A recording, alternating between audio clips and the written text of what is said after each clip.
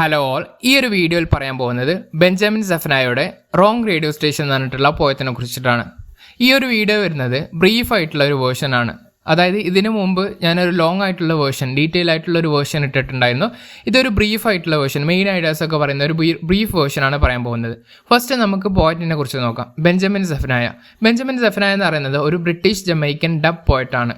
അദ്ദേഹം ഒരു ആക്ടിവിസ്റ്റ് കൂടിയാണ്. അതായത് റേസിസത്തിനൊക്കെ എതിരായിട്ട് സംസാരിച്ച അല്ലെങ്കിൽ അതിനൊരു പൊളിറ്റിക്കൽ മൂവ്മെൻ്റ് ഒക്കെ നടത്തിയ ഒരു ആക്ടിവിസ്റ്റാണ് അദ്ദേഹം. അതേപോലെ തന്നെ അദ്ദേഹം കൂടുതലായിട്ട് അറിയപ്പെട്ടത് ആൻറ്റി റേസിസ്റ്റ് മൂവ്മെൻറ്റ്സും അതേപോലെ തന്നെ ആൻറ്റി എസ്റ്റാബ്ലിഷ്മെൻറ്റ് വർക്ക്സൊക്കെ ചെയ്തെന്നുള്ള രീതിക്കാണ് അറിയപ്പെട്ടത്. അതേപോലെ തന്നെ അദ്ദേഹത്തിൻ്റെ രീതി എന്ന് പറയുന്നത് പെർഫോമൻസ് പോയട്രിയാണ്. അദ്ദേഹത്തിൻ്റെ ഈ ഒരു പോയം എന്ന് പറയുന്നത് ഒരു വീഡിയോ രൂപത്തിൽ യൂട്യൂബിലൊക്കെ നമുക്ക് കാണാൻ പറ്റും, ഒരു സോങ്ങിൻ്റെ ഒക്കെ രൂപത്തിൽ. അപ്പോൾ അതേപോലെ തന്നെ നമുക്ക് ഈ ഒരു പോയത്തിനെ കുറിച്ച് നോക്കുകയാണെങ്കിൽ ഇത് പബ്ലിഷ് ചെയ്തിരിക്കുന്നത് 2007 ഇതിൻ്റെ ഫോം എന്ന് പറയുന്നത് ഒരു ഡബ് പോയട്രി ഫോമിലാണ്.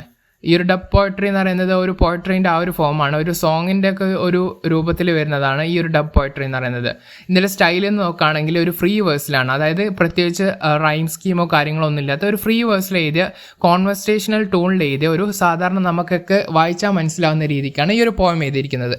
അതേപോലെ തന്നെ ഇതിൻ്റെ മെയിനായിട്ടുള്ള കോണ്ടെക്സ്റ്റ് വരികയാണെങ്കിൽ നമുക്ക് നോക്കുകയാണെങ്കിൽ ഈ ഒരു പോം എഴുതാനുള്ള കാരണം എന്ന് വെച്ച് കഴിഞ്ഞാൽ ജസ്റ്റിസ് ഫോർ മിക്കാൽ പവൽ എന്ന് പറയുന്ന ഒരാളുണ്ടായിരുന്നു. ഒരു ബ്ലാക്ക് ആയിട്ടുള്ള ഒരു ആളായിരുന്നു, ബ്രിട്ടനിലുള്ളതായിരുന്നു.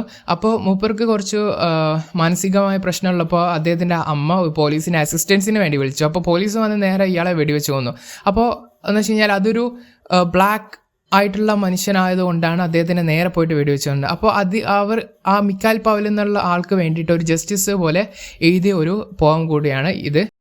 അതേപോലെ തന്നെ പോസ്റ്റ് 9/11 ഇൻസിഡൻറ്റ്, അതായത് അമേരിക്കയിൽ നടന്ന അൽ-ഖ്വയ്ദ ഗ്രൂപ്പിൻ്റെ ടെററിസ്റ്റ് അറ്റാക്കിന് ശേഷം ഇസ്ലാമോഫോബിയ എന്ന് പറയുന്ന ആ ഒരു സംഭവം ഉണ്ടായി. അതെന്ന് വെച്ച് കഴിഞ്ഞാൽ മുസ്ലിംസ് ഒക്കെ ടെററിസ്റ്റാന്ന് പറയുന്നുള്ള ആ ഒരു കൺസെപ്റ്റ് ആൾക്കാരുടെ മനസ്സിൽ ഉണ്ടായി. അതെന്ന് വെച്ച് കഴിഞ്ഞാൽ അതൊക്കെ ഒരു മീഡിയ ബയാസാണ്. അതെന്ന് വെച്ച് കഴിഞ്ഞാൽ മീഡിയ അങ്ങനെ കാണിച്ച് മുസ്ലിംസൊക്കെ അങ്ങനെ രീതിയിലാണെന്നുള്ള രീതിക്ക്.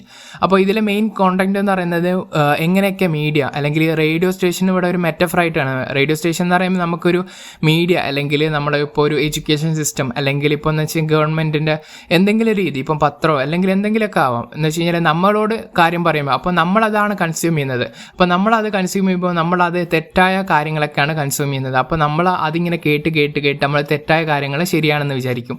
അപ്പോൾ അതാണ് ഇതിൽ മെയിനായിട്ടുള്ള കാര്യങ്ങൾ പറയുന്നത്.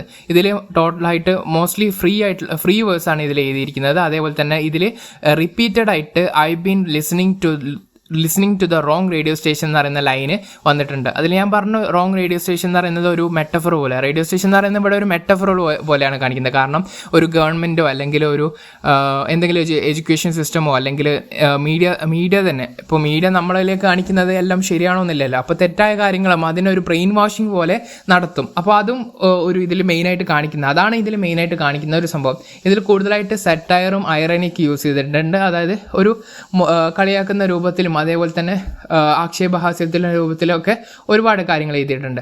അതേപോലെ തന്നെ ഇതിലെ മേജർ തീംസ് നോക്കുകയാണെങ്കിൽ ഫസ്റ്റ് മീഡിയയുടെ മാനിപ്പുലേഷൻ, അതാണ് ഇതിലെ മെയിൻ തീം. അതായത് എങ്ങനെയൊക്കെ മീഡിയ നമ്മളെ മൈൻഡ് ഷേപ്പ് ചെയ്യുന്നുള്ള രീതിക്ക്, അതേപോലെ തന്നെ നമ്മൾ എങ്ങനെയൊക്കെ കാര്യം നമ്മളെ തെറ്റിദ്ധരിപ്പിക്കുന്നുണ്ടുള്ള കാര്യം. അതേപോലെ തന്നെ റേസിസം ആൻഡ് സ്റ്റീരിയോ ടൈപ്പിംഗ്, അതായത് റേസിസം അങ്ങനത്തെ കാര്യങ്ങളൊക്കെ സ്റ്റീരിയോ ടൈപ്പ് ചെയ്യുക. അതേപോലെ തന്നെ ഇസ്ലാമോഫോബിയ, അതായത് മുസ്ലിംസ് ഒക്കെ ടെററിസ്റ്റ് എന്നുള്ള കാര്യം സ്റ്റീരിയോ ടൈപ്പ് ചെയ്യുക, അതായത് അതൊക്കെ നോർമലൈസ് ചെയ്യുക, അതാണ് ശരി എന്നുള്ള രീതിക്ക്. അതേപോലെ തന്നെ ഐഡൻറ്റിറ്റി ക്രൈസിസ്, അതായത് സ്വന്തമായിട്ടുള്ള ഒരു ഐഡൻറ്റിറ്റി, അതായത് ബ്ലാക്ക് പേഴ്സണ് സ്വന്തം ഓർക്ക് തന്നെ ഒരു ഐഡൻറ്റിറ്റി ഇല്ലാത്ത രീതി, അതായത് ഓരോരുത്തന്നെ സെൽഫ് ഹെയ്റ്റ് ചെയ്യുക അല്ലെങ്കിൽ കൺഫ്യൂസ്ഡ് ആയിട്ട് നിൽക്കുക അല്ലെങ്കിൽ സെൽഫ് ഡൗട്ട് വരിക, അങ്ങനത്തെ കാര്യങ്ങളൊക്കെ വരിക. അതാണ് ഐഡൻറ്റിറ്റി ക്രൈസിസിലൂടെ വരുന്നത്. അതേപോലെ തന്നെ കൺസ്യൂമറിസം, അതായത് വെസ്റ്റേൺ കൾച്ചറിൽ ആ ഒരു കൺസ്യൂമറിസത്തിൻ്റെ ആ ഒരു കൺസ്യൂമർ കൾച്ചർ എന്ന് പറഞ്ഞാൽ ഭയങ്കര മെയിനായിട്ട് കാണുന്നതാണ്. അതേപോലെ തന്നെ ഒബ്സഷൻ വിത്ത് ട്രെൻഡ്സിനോടുള്ള ഒബ്സഷൻ, ക്ലാസ് ഇമേജസ്, സെലിബ്രിറ്റിയോടുള്ള ഒബ്സഷൻ, അതേപോലെ തന്നെ ഇമ്പീരിയലിസം ആൻഡ് വാറിനോടുള്ള സപ്പോർട്ട്, വയലൻസിനോടുള്ള സപ്പോർട്ട്, അങ്ങനത്തെ കാര്യങ്ങളൊക്കെ ഇതിൽ മേജർ തീംസാണ്. അതേപോലെ തന്നെ ഫോൾസ് ആയിട്ടുള്ള എഡ്യൂക്കേഷൻ, തെറ്റായ എഡ്യൂക്കേഷൻ ഇതിൽ കാണിക്കുന്നുണ്ട്. അതേപോലെ തന്നെ സെലക്റ്റീവ് എമ്പത്തി, അതായത് നമ്മളെ കൂട്ടത്തിലുള്ളവർക്ക് മാത്രം ജസ്റ്റ് ഒന്ന് കുറച്ചൊരു പൈസ ഇട്ട് കൊടുത്തിട്ട് അവിടെ ഒരു ജസ്റ്റ് ആ ഒരു സിമ്പതി കാണിക്കുന്നുള്ള രീതിക്ക് മാത്രം. എന്ന് വെച്ച് കഴിഞ്ഞാൽ അവിടുത്തെ റൂട്ട് കോസ് അറിയാണ്ട് നമ്മൾ കുറച്ചൊന്ന് ചില്ലറ കാശ് ഇട്ട് കൊടുത്തിട്ട് അവിടെ ഒരു അവിടെ നമ്മളൊരു വലിയ ആളായി എന്നുള്ള രീതിക്ക് ഒരു സെലക്റ്റീവ് ആയിട്ടുള്ള എമ്പതി, അതാണ് ഇതിൽ മേജർ തീംസ്. ഇത്രയും കാര്യങ്ങളൊക്കെയാണ് മേജർ തീംസ് വരുന്നത്. ഇനി ലിറ്റററി ഡിവൈസസ് നോക്കുകയാണെങ്കിൽ ഇതിൽ നല്ലോണം മെറ്റഫർ യൂസ് ചെയ്തിട്ടുണ്ട്, റിപ്പീറ്റേഷൻ യൂസ് ചെയ്തിട്ടുണ്ട്, അതുപോലെ തന്നെ ഐറണി ആൻഡ് സർക്കാസ് യൂസ് ചെയ്തിട്ടുണ്ട്. ഇതിൻ്റെ സെൻട്രൽ മെസ്സേജ് ഞാൻ പറഞ്ഞു. ഇതിൽ മീഡിയ എന്താണ് നമ്മളോട് മീഡിയ ഒക്കെ പറയുന്നതെന്ന് വെച്ച് കഴിഞ്ഞാൽ അത് നമ്മൾ ക്വസ്റ്റ്യൻ ചെയ്യണം, അല്ലെങ്കിൽ നമ്മളത് ക്രിട്ടിക്കലി തിങ്ക് ചെയ്യണം എന്നുള്ള സെൻട്രൽ മെസ്സേജ് നമുക്ക് ഇതിലൂടെ തരുന്നത്.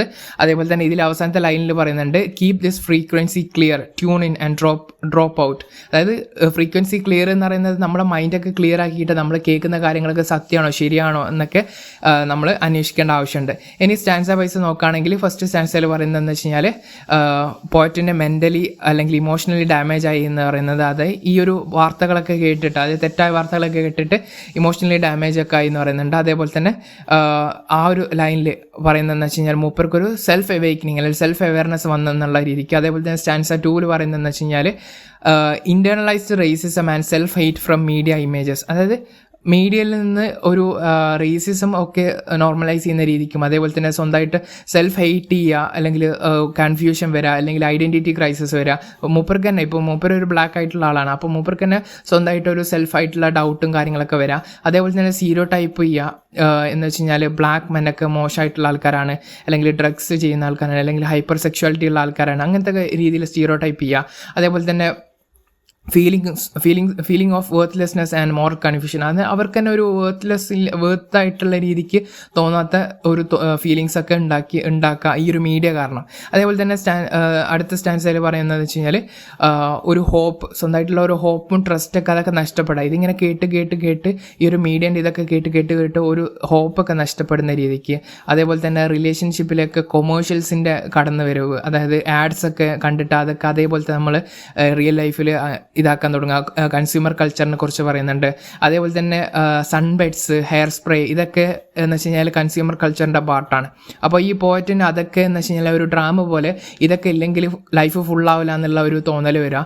അതേപോലെ തന്നെ എന്ന് വെച്ച് കഴിഞ്ഞാൽ ഇതൊക്കെ എന്ന് വെച്ച് കഴിഞ്ഞാൽ ഈ ഒരു മീഡിയൻ്റെ ഇത് കാരണമാണ്. മീഡിയ ഇങ്ങനെയൊക്കെയാണ് സ്റ്റീരിയോ ടൈപ്പ്, ഇങ്ങനെയൊക്കെയാണ് ജീവിക്കേണ്ടത്, അല്ലെങ്കിൽ ഇങ്ങനെയൊക്കെയാണ് ഇൻഫോർമേഷൻ തരുന്നത് എന്നുള്ള രീതിക്കാണ് ഈ ഒരു പോയിന്റ് ഇതിൽ മെയിനായിട്ട് പറയുന്നത്. അതേപോലെ തന്നെ വെസ്റ്റേൺ ചാരിറ്റി പറയുന്നുണ്ട്. അതായത് വെസ്റ്റേണിലുള്ള ആൾക്കാർ എന്ന് വെച്ച് കഴിഞ്ഞാൽ കുറച്ച് ഒരു ചെറിയ ചില്ലറ പൈസയൊക്കെ ആഫ്രിക്കയിലുള്ള കുട്ടികൾക്ക് ഭക്ഷണത്തിന് വേണ്ടി, പക്ഷേ അതൊന്നും വെച്ച് കഴിഞ്ഞാൽ ചെറിയ ഒരു ആശ്വാസം എന്നല്ലാതെ അതിൽ റൂട്ട് കോസിന് അത് ഒന്നും ചേഞ്ച് ആക്കുന്നില്ല. അതെന്ന് വെച്ച് കഴിഞ്ഞാൽ വലിയ ചേഞ്ച് ഒന്നും ഉണ്ടാക്കുന്നില്ല. ചെറിയൊരു ചേഞ്ച് എന്നല്ല, അവർക്ക് വലിയൊരു ഇമ്പാക്റ്റ് ഉണ്ടാക്കുന്നില്ല. അപ്പോൾ അതാണ് വെസ്റ്റേൺ ചാരിറ്റി എന്ന് പറയുന്നത്. എന്ന് വെച്ച് കഴിഞ്ഞാൽ നമുക്കൊരു സമാധാനം പറയാം, നമ്മൾ ചെയ്യുന്നത് ഭയങ്കര കാര്യമെന്നാണ് അവരുടെ വിചാരം, പക്ഷെ അത് ഒന്നും എത്തില്ല എന്നുള്ള രീതിക്കാണ് ഇവിടെ പറയുന്നത്. അതേപോലെ തന്നെ ഗ്ലോബലൈസേഷന് സർക്കാസത്തിലൂടെ പറയുന്നുണ്ട്. അതായത് ഗ്ലോബലൈസേഷന് ഈ വെസ്റ്റേണിലുള്ള ആൾക്കാർ പറയുന്നത് ഗ്ലോബലൈസേഷൻ വന്നു കഴിഞ്ഞാൽ നല്ലതാണെന്നുള്ളത്, പക്ഷേ ഗ്ലോബലൈസേഷൻ വന്നു കഴിഞ്ഞാൽ അത് സാധാരണ ജനങ്ങൾക്കും അല്ലെങ്കിൽ ചെറിയ ചെറിയ കടകൾക്കൊക്കെ അത് ബാധിക്കും. അതേപോലെ തന്നെ ആഫ്രിക്കയിലൊക്കെ ഭയങ്കര മോശമായിട്ടുള്ള കാര്യങ്ങൾ, ആഫ്രിക്കയിലൊക്കെ ഡിക്റ്റേറ്റേഴ്സ് ആണെന്ന രീതിക്കും. അതേപോലെ തന്നെ നമ്മളെ നെയ്ബേഴ്സ് അല്ലെങ്കിൽ നമ്മളെ ചുറ്റുള്ള നമ്മളെ നെയ്ബറിങ് കൺട്രീസിലുള്ള ആൾക്കാരൊക്കെ ഭയങ്കര മോശമായിട്ടുള്ള രീതിക്ക്, അതായത് അവരൊക്കെ എന്ന് വെച്ച് കഴിഞ്ഞാൽ നമ്മളെ എനിമീസാണ്. അതേപോലെ തന്നെ നമ്മൾ അവരെ വെറുക്കേണ്ട ആവശ്യമുണ്ട്, നമ്മൾ അവരെ കൊല്ലണം, അവരെ വയലൻസ്, അവർ ബോംബിടണം എന്നുള്ള ആ ഒരു കൺസെപ്റ്റൊക്കെ ഈ ഒരു മീഡിയ നമ്മളിലേക്ക് ഇങ്ങനെ കുത്തിയേൽപ്പിക്കുകയാണ്. അതേപോലെ തന്നെ മൈൻഡൊക്കെ ഒരു നംനെസ് സ്റ്റേറ്റിലേക്ക് മാറാം. ഒരു ഡ്രഗ്സ് അടിച്ച സ്റ്റേറ്റ് ഉണ്ടാവില്ല, പക്ഷേ ഇത് ഡ്രഗ്സ് അടിച്ചിട്ടല്ല, ഈ ഒരു ഫോൾസ് ആയിട്ടുള്ള മീഡിയ കൊണ്ടാണ് ഈ ഒരു സ്റ്റേറ്റിലേക്ക് വരുന്നത്.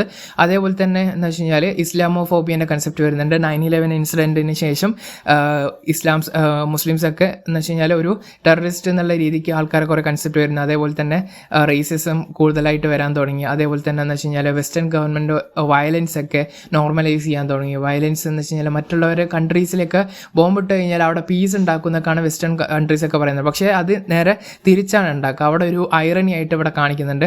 അതേപോലെ തന്നെ ചിൽഡ്രൻസിൻ്റെ ലൈഫ് വെസ്റ്റേണിലുള്ള ആൾക്കാരെയും പുറത്തുള്ള ആൾക്കാരെയും അത് അൺഈക്വൽ ആയിട്ടുള്ള വാല്യൂ ആയിട്ട് കാണിക്കുന്നുണ്ട്. അതായത് പലസ്തീനിലുള്ള കുട്ടികളൊക്കെ എന്ന് വെച്ച് കഴിഞ്ഞാൽ അവരുടെ ലൈഫിനൊന്നും വാല്യൂ ഇല്ല എന്നുള്ള രീതിക്കാണ് പറയുന്നത് ഈ ഒരു മീഡിയ പറയുന്നത്. അതേപോലെയാണ് ഈ ഒരു കാര്യങ്ങളൊക്കെ പോയിട്ട് കൺസ്യൂം ചെയ്യുന്നത് ഈ ഒരു ഫോൾസ് ആയിട്ടുള്ള ബിലീഫിലൂടെ, ഫോൾസ് ആയിട്ടുള്ള ഇൻഫോർമേഷനിലുള്ള. അതേപോലെ തന്നെ മോറൽ ബ്ലൈൻഡ്നെസ്, അതായത് മോറലായിട്ടുള്ള വാല്യൂസൊക്കെ കുറയും. ആൾക്കാർ കൂടുതലായിട്ട് എന്ന് വെച്ച് കഴിഞ്ഞാൽ യൂസ്ലെസ് ആയിട്ടുള്ള കാര്യങ്ങളൊക്കെ കൂടുതലായിട്ട് ഇങ്ങനത്തെ എന്ന് വെച്ച് കഴിഞ്ഞാൽ നമ്മളെ മെറ്റീരിയലിസ്റ്റിക് ആയിട്ടുള്ള സാധനങ്ങളത്തേക്ക് കൂടുതലായിട്ട് പോകുക. അതേപോലെ തന്നെ സെഡേറ്റഡ് ആയി എന്ന് പറയുന്നുണ്ട്. സെഡേറ്റഡ് എന്താണെന്ന് വെച്ചാൽ മരുന്നൊക്കെ കഴിച്ച് കഴിഞ്ഞാൽ എന്തെങ്കിലുമൊക്കെ മോർഫിൻസ് അല്ലെങ്കിൽ അങ്ങനത്തെ എന്തെങ്കിലുമൊക്കെ ഡ്രഗ്സൊക്കെ ഇതാക്കിയാൽ നമ്മൾ സെഡേറ്റഡ് ആവാം.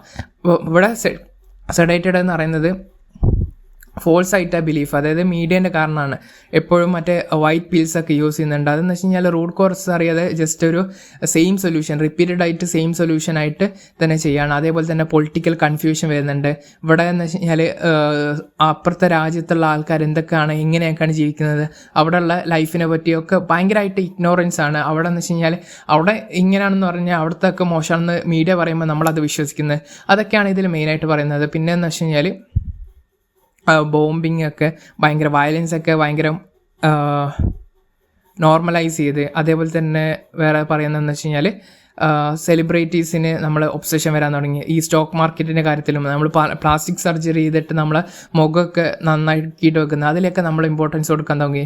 മീഡിയ നമ്മളെ ആഗ്രഹങ്ങളെ തന്നെ മാറ്റിമറിച്ചു, അല്ലെങ്കിൽ നമ്മളെ ഒരു ഫേക്ക് ആയിട്ടുള്ള വേൾഡിലേക്ക് കൊണ്ടുപോയി.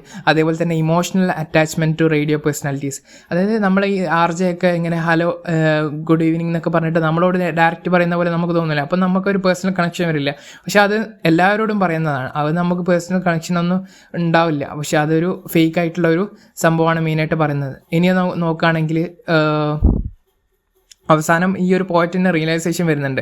ഇപ്പോൾ ഇത്രയും കാര്യങ്ങൾ കേട്ടിട്ട് തന്നെ സെൽഫ് ഡിസ്ട്രക്ഷൻ തന്നെ വന്നിരിക്കുകയാണ്. സ്വന്തം മൈൻഡ് തന്നെ ഡിസ്ട്രോയ് ആയിപ്പോയി എന്നുള്ള രീതിക്ക്, സ്പോയിൽ ആയിപ്പോയി എന്നുള്ള രീതിക്കൊക്കെ പോയിന്റിന് തോന്നുന്നതാണ്. അതേപോലെ തന്നെ ഇതിൽ അവസാനത്തെ ഒരു മെസ്സേജ് പോലെ കീപ് ദിസ് ഫ്രീക്വൻസി ക്ലിയർ എന്ന് പറയുന്നുണ്ട്. അതായത് ഈ മൈൻഡൊക്കെ എപ്പോഴും ക്ലിയർ ആയിട്ട് വെക്കണം, ക്രിട്ടിസൈസ് ചെയ്യണം, അതേപോലെ തന്നെ ക്രിട്ടിക്കലായിട്ട് തിങ്ക് ചെയ്യണം.